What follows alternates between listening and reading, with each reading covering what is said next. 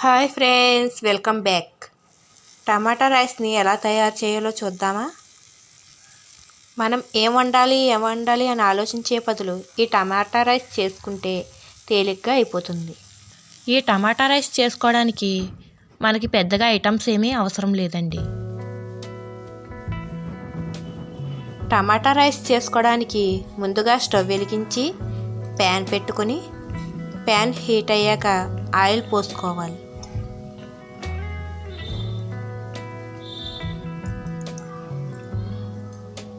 Heat అయ్యాక ఉల్లిపాయ ముక్కలు వేసుకుని వేపుకోవాలి.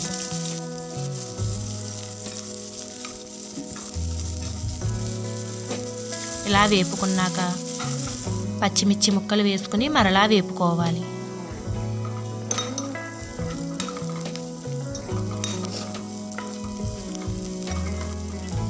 స్ప్రింగ్ ఆనియన్స్ వేసుకుని పచ్చివాసన పోయే వరకు ఫ్రై చేసుకోవాలి. అల్లం వెల్లుల్లి పేస్ట్ వేసుకుని మరలా బాగా వేపుకోవాలి. ఇవన్నీ ఈ విధంగా ద్వారగా వేగేలా వేగించుకోవాలి.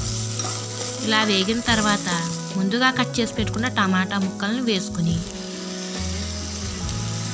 బాగా మగ్గే వరకు మూత పెట్టుకోవాలి.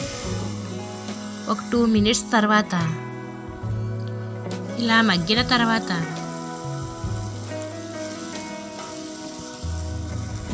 తగినంత ఉప్పు, గరం మసాలా పౌడర్ వేసుకోవాలి. ఇవన్నీ కలిసేలా కలుపుకొని మూత పెట్టుకుందాం. 2 నిమిషాల తర్వాత మూత తీసుకుని కలుపుకుందాం. వాటర్ అన్నీ దగ్గర పడ్డాయి కదండి. ఇప్పుడు ముందుగా వండుకున్న రైస్ని ఇందులో కలుపుకుందాం. టమాటా రైస్కి మనం ఏ రైస్ తీసుకున్నా బాగుంటుందండి.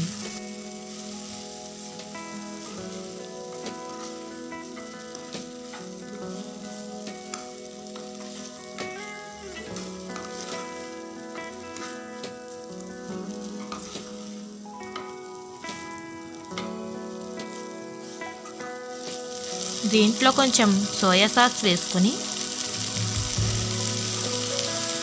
బాగా కలిసేటట్టు కలుపుకుందాం. ఇప్పుడు 2 నిమిషాలు మూత పెట్టుకొని మీడియం ఫ్లేమ్లో పెట్టుకుందాం. ఈ విధంగా టమాటా రైస్ని చేసుకోవాలి.